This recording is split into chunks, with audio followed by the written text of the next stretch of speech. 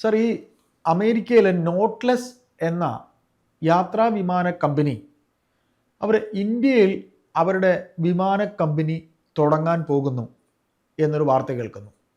അതായത് അമേരിക്കയിലെ ഒരു സ്റ്റാർട്ടപ്പ് ആണെന്നാണ് ഇപ്പോൾ സാറ് പറഞ്ഞിട്ട് നമ്മൾ അറിയുന്നത്. അപ്പോൾ ഈ പറയുന്ന ഈ വിമാന കമ്പനി ഇന്ത്യയിൽ തുടങ്ങുന്നതുകൊണ്ട് ഇന്ത്യക്ക് കിട്ടുന്ന ഗുണവശം എന്താണ്? എന്തുകൊണ്ടായിരിക്കാം അവർ ഇന്ത്യയിൽ കമ്പനി തുടങ്ങുന്നതിൻ്റെ കാരണം? നോട്ട്ലെസ്.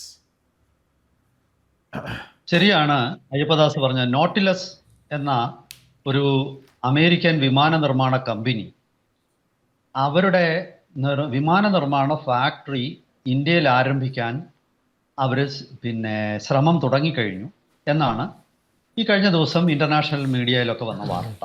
നമ്മുടെ ദേശീയ മാധ്യമങ്ങളിലും വാർത്ത വന്നിട്ടുണ്ട്, ഗൂഗിളിൽ അടിച്ചു നോക്കിയാൽ നമുക്ക് കാണാം.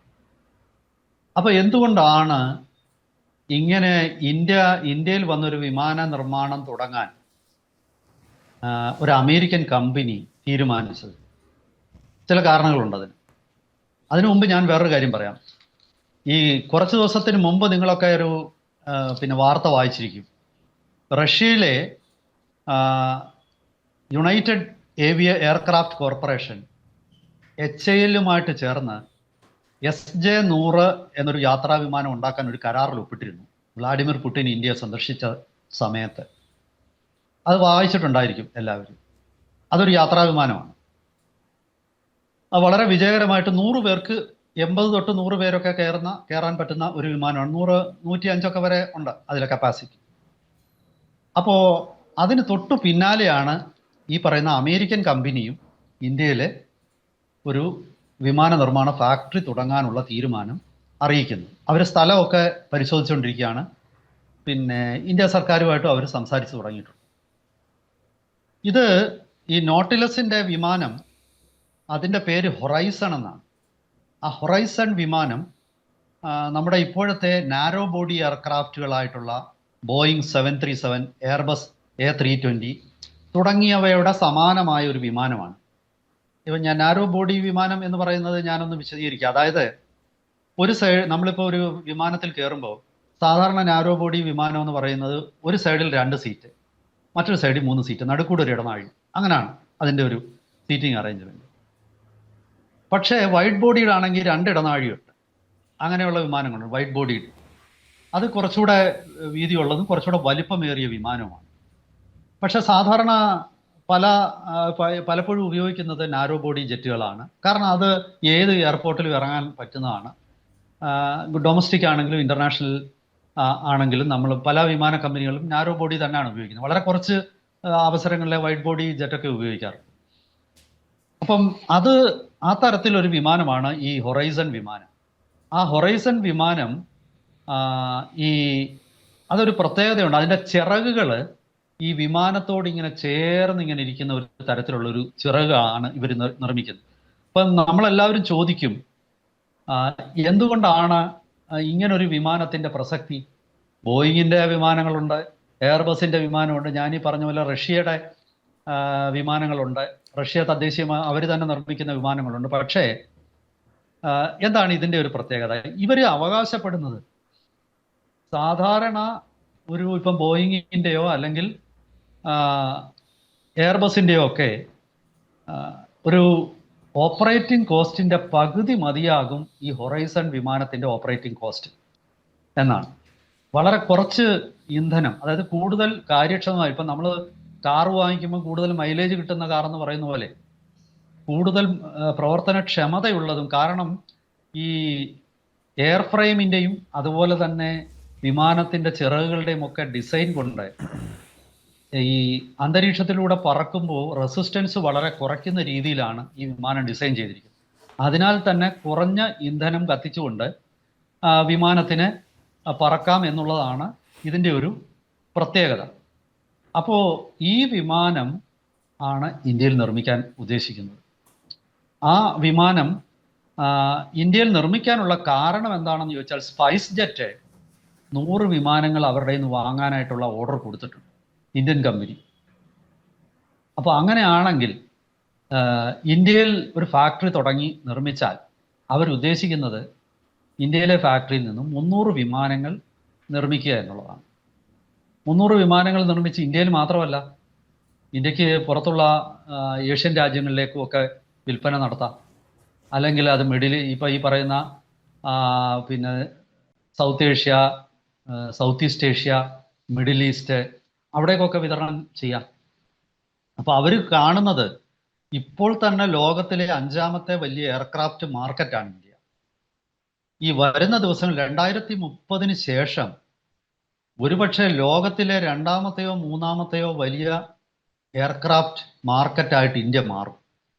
കാരണം നമ്മുടെ പിന്നെ ചെറുപട്ടണങ്ങളിൽ ഇപ്പൊ തന്നെ കേന്ദ്ര സർക്കാർ ഉഡാൻ സർവീസ് എന്ന് പറഞ്ഞിട്ട്, ഉഡാൻ പ്രോജക്റ്റ് എന്ന് പറഞ്ഞിട്ട് അവർ ഈ ചെറിയ പട്ടണങ്ങളെ ബന്ധിപ്പിക്കുന്ന വിമാന സർവീസുകൾക്ക് പ്രാധാന്യം കൊടുക്കുന്നുണ്ട്.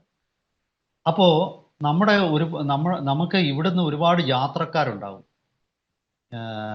ആ യാത്രക്കാർ, കാരണം 145 കോടി ജനങ്ങളുടെ രാജ്യമാണ്, രാജ്യം പുരോഗമിക്കുകയും വ്യവസായവൽക്കരിക്കപ്പെടുകയും ചെയ്യുന്നതനുസരിച്ച് തന്നെ കൂടുതൽ യാത്രക്കാരുണ്ടാവും. അപ്പോൾ അത് തീർച്ചയായിട്ടും വലിയൊരു മാർക്കറ്റാണ്. ഈ മാർക്കറ്റ് വിട്ടുകളയാൻ ഒരു വിമാന നിർമ്മാണ കമ്പനിക്കും പറ്റില്ല. അതുകൊണ്ടാണ് ഈ SJ-100 റഷ്യൻ വിമാനം പെട്ടെന്ന് തന്നെ മറ്റാരും ഇന്ത്യയിൽ വരുന്നതിന് മുമ്പേ അവരാണ് ആദ്യത്തെ കരാർ ഉറപ്പിച്ചത്. ഇവരിപ്പം വസ്തു വാങ്ങിക്കാനൊക്കെ നടക്കുന്നു എന്നുള്ളതേ ഉള്ളൂ, സർക്കാരിൻ്റെ അടുക്കൽ ലൈസണിങ് തുടങ്ങി എന്നുള്ളതേ ഉള്ളൂ.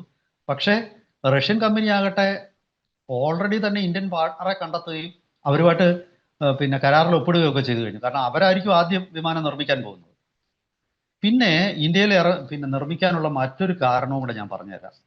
അതായത് നമ്മളിപ്പം നോക്കുകയാണെങ്കിൽ ഇന്ത്യയിലെ ഈ വിമാന നിർമ്മാണം എന്ന് പറയുന്നത് മറ്റെന്തിനെ പോലെയും അതിൻ്റെ പിന്നെ വിവിധ ഘടകങ്ങൾ പല രാജ്യങ്ങളിലായിട്ട് നിർമ്മിച്ച് ഒരു സപ്ലൈ ചെയിൻ വഴി അത് ഒരു സ്ഥലത്ത് കൊണ്ടുവന്ന് അത് അസംബിൾ ചെയ്യുകയാണ് ചെയ്യുന്നത്. അപ്പോൾ അങ്ങനെ വരുമ്പോൾ ഇന്ത്യയിൽ ഓൾറെഡി തന്നെ വിമാന നിർമ്മാണം പല രീതിയിൽ അതിൻ്റെ സപ്ലൈ ചെയിൻ ആയിക്കഴിഞ്ഞു. ഇപ്പം ഞാൻ മറ്റൊരു ഉദാഹരണം പറയുകയാണ്. ഈ ദസോൾട്ടിൻ്റെ ഹള്ള് നിർമ്മിക്കുന്നത്, റഫാൽ വിമാനങ്ങളുണ്ടോ, ദസോൾട്ട് റഫേലിന്, ആ റഫാലിൻ്റെ ഹള്ളെന്ന് പറഞ്ഞാൽ അതിൻ്റെ ബോഡി നിർമ്മിക്കുന്നത് പലതും ഇന്ത്യയിലാണ്. അത് ടാറ്റയുമായിട്ട് ചേർന്നിട്ട് ഹൈദരാബാദിലാണ്. അതുപോലെ സഫ്രാൻ എന്ന് പറയുന്ന ഫ്രഞ്ച് പിന്നെ എഞ്ചിൻ നിർമ്മാണ വിമാന എഞ്ചിൻ, ജെറ്റ് എഞ്ചിൻ നിർമ്മിക്കുന്ന കമ്പനിയുടെ maintenance, repair and overhauling centre എന്ന് പറയുന്നത് അതും ഇന്ത്യയിലുണ്ട്, ഹൈദരാബാദിലുണ്ട്. പിന്നെ അതുപോലെ തന്നെ നമ്മൾ നോക്കുകയാണെങ്കിൽ മറ്റൊരു യാത്രാവിമാനം എന്ന് പറയുമ്പോൾ പൂർണ്ണാർത്ഥത്തിലല്ല, ഈ മിലിറ്ററി ട്രാൻസ്പോർട്ട് എയർക്രാഫ്റ്റ് എന്ന് പറയും. അതായത് സൈനികരെ പലയിടത്തേക്ക് ട്രാൻസ്പോർട്ട് ചെയ്യാനായിട്ട് പിന്നെ വ്യോമസേനയുടെ പക്കലുള്ള ഇപ്പോൾ ആധുനികമായ ഒരു വിമാനമാണ് വ്യോമസേന. പണ്ട് ആവറോ വിമാനങ്ങളൊക്കെ ആയിരുന്നു, അതൊക്കെ മാറ്റിയിട്ട് ആധുനിക വിമാനങ്ങൾ, ഡോർണിയറും ഒക്കെ കളഞ്ഞിട്ട് പുതിയ വിമാനങ്ങളിലേക്ക് കടന്നിരിക്കുകയാണ്. C-295 C-295 MW എന്ന് പറയുന്ന വിമാനം, അത് എയർബസിന്റെ വിമാനമാണ്.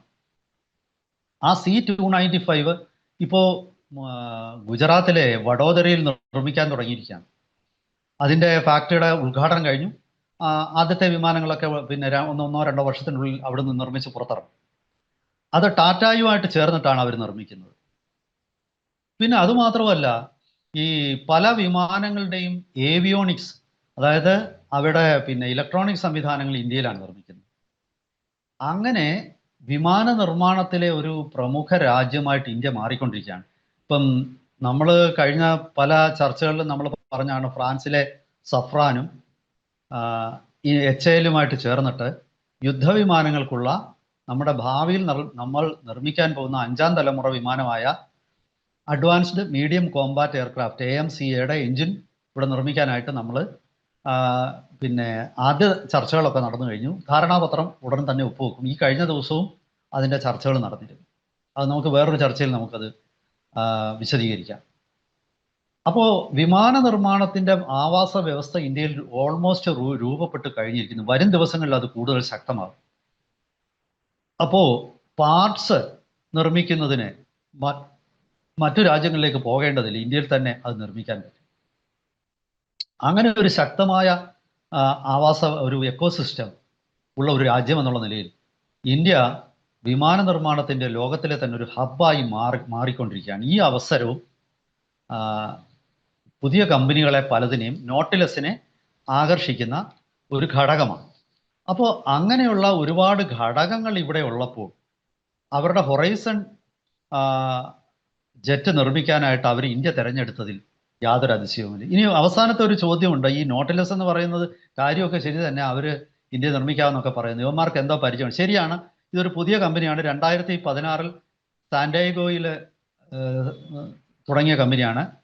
സാന്റിയാഗോയിൽ തുടങ്ങിയ ഒരു കമ്പനി 2016 തുടങ്ങിയ കമ്പനി എങ്ങനെ പിന്നെ ഇത്ര പെട്ടെന്ന് ഇതൊക്കെ നേടിയെടുക്കും എന്നൊക്കെയുള്ള ഒരു ചോദ്യമുണ്ട്. അവർക്ക് അമേരിക്കൻ സർക്കാരിന്റെ മിക്കവാറും എല്ലാ ക്ലിയറൻസും അവർക്ക് കിട്ടിക്കഴിഞ്ഞിരിക്കുന്നു.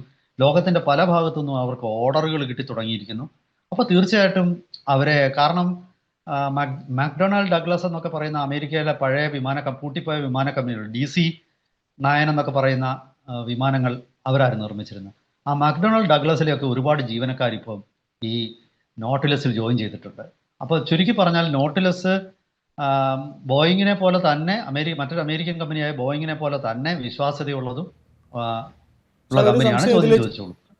സാർ, ഇതില് നമ്മുടെ ഇന്ത്യയിലെ വിമാന കമ്പനിയായ ഇൻഡിഗോയും എയർ ഇന്ത്യയും ഒക്കെ ഈ ഇന്ത്യയിൽ തന്നെയാണോ അവരുടെ വിമാന കമ്പനി ഉണ്ടാക്കുന്നത്? ഇപ്പൊ വിദേശത്ത് നിന്ന് രാജ്യങ്ങൾ ഇവിടെ വന്ന് ചെയ്യുന്നു.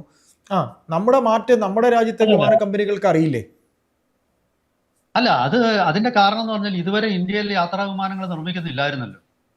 അപ്പൊ പിന്നെ ഇപ്പം ഇൻഡിഗോ ആണെങ്കിൽ കൂടുതലും ഓപ്പറേറ്റ് ചെയ്യുന്നത്, ഇൻഡിഗോയുടെ കൂടുതലും ഫ്ലൈറ്റുകൾ എയർബസിന്റെ A320 നാരോ ബോഡി എയർക്രാഫ്റ്റ് ആണ്. അതുപോലെ എന്നാൽ എയർ ഇന്ത്യ ഇപ്പോൾ ഒരുപാട് ഓർഡർ കൊടുത്തിരിക്കുന്നത് ബോയിങ്ങിന് വേണ്ടിയിട്ടാണ്. എയർ ഇന്ത്യയുടെ കൈവശവും എയർബസ് വിമാനങ്ങളുണ്ട്, A320 വേറെ പലതും ഉണ്ട്. അതുപോലെ തന്നെ ഇവരുടെ ഇന്ത്യൻ എയർലൈൻസ് എയർ ഇന്ത്യയുടെ കൈവശം അതുപോലെ പിന്നെ ബോയിങ്ങിന്റെ പല മോഡൽ വിമാനമുണ്ട്. 747 ഉണ്ട്, 787 ഉണ്ട്. അതാണ് ലോങ് ഹോൾ ഫ്ലൈറ്റിനൊക്കെ ഉപയോഗിക്കുന്നത്, ദീർഘദൂര സർവീസുകളൊക്കെ നടത്തുന്നത്. അപ്പം എന്തുകൊണ്ട് അതെല്ലാം അമേരിക്കയിൽ നിർമ്മിച്ചാണ്, അല്ലെങ്കിൽ ഫ്രാൻസിൽ നിർമ്മിച്ചാണ് ഇങ്ങോട്ട് കൊണ്ടുവരുന്നത്. അത് ഇന്ത്യയിൽ നിർമ്മിക്കുന്നില്ലല്ലോ. അമേരിക്ക ഇവിടെ വരുമ്പോൾ ഇന്ത്യയിലെ വിമാന കമ്പനികൾക്ക് ഒരു പ്രചോദനമാവില്ലേ? അവരും ഇവിടെ ഇന്ത്യയിൽ തന്നെ നിർമ്മിക്കാൻ മുതിരും. ഇന്ത്യയിൽ ഇതുവരെ വിമാന കമ്പനി ഒന്നും ഇല്ല. ആകെ HAL ഇതുപോലെ യാത്രാ വിമാനം, ഈ പറയുന്ന വലിപ്പത്തിലുള്ള യാത്രാ വിമാനം ഒന്നും നിർമ്മിക്കുന്നില്ല. ചെറിയ വിമാനങ്ങൾ നിർമ്മിക്കുന്നുണ്ട്. പിന്നെ ഉള്ളത് നാഷണൽ എയറോനോട്ടിക്സ് ലിമിറ്റഡ്, NAL. അവരൊരു 30 സീറ്റർ വിമാനം നിർമ്മിക്കുന്നുണ്ട്. ഞാനതിന്റെ 18 സീറ്റർ വിമാനം നിർമ്മിക്കുന്നതിന്റെ ആദ്യ പത്രസമ്മേളനത്തിൽ പങ്കെടുത്ത ആളാണ്. അത് ഇതുവരെ നിർമ്മിച്ചില്ല. അത് പോട്ടെ, അതൊക്കെ പ്രത്യേകം ചർച്ച ചെയ്യാനുള്ള ഒരു വിഷയമാണ്. ഇന്ത്യയിലെ ഈ പൊതുമേഖലാ സ്ഥാപനങ്ങൾ ഈ യാത്രാ വിമാനങ്ങൾ എന്തുകൊണ്ട് നിർമ്മിക്കുന്നില്ല എന്നുള്ളൊരു ചോദ്യമുണ്ട്. എന്തായാലും അത് നമുക്ക് വരും ദിവസങ്ങളിൽ കൂടുതൽ അത്തരം വിഷയങ്ങൾ നമുക്ക്. ഇതൊരു നല്ല കാര്യമാണല്ലേ സാർ? ഇങ്ങനെ ഒരു അമേരിക്കൻ കമ്പനി ഇങ്ങനെ ഇവിടെ വന്ന് ഇത് ചെയ്യുന്ന ഒരു നല്ല കാര്യമാണ് അല്ലേ? ഇതൊരു വലിയ കാര്യമാണ്, ഇന്ത്യയെ സംബന്ധിച്ചൊരു നേട്ടമല്ലേ? തീർച്ചയായിട്ടും വലിയ നേട്ടമാണ്, ഒരു സംശയവും വേണ്ട അതിനകത്ത്. അപ്പോൾ വരും ദിവസങ്ങളിൽ നമുക്ക് ഇത്തരം അപ്ഡേറ്റ്സുമായിട്ട് കൂടുതൽ ചർച്ച ചെയ്യാം. നമ്മുടെ സമയം തീർന്നു കഴിഞ്ഞിരിക്കുന്നു. അപ്പോൾ ഇതാണ് ഇതിന്റെ ഏറ്റവും വിഷയമായിരിക്കാം. ഓക്കെ, തീർച്ചയായിട്ടും.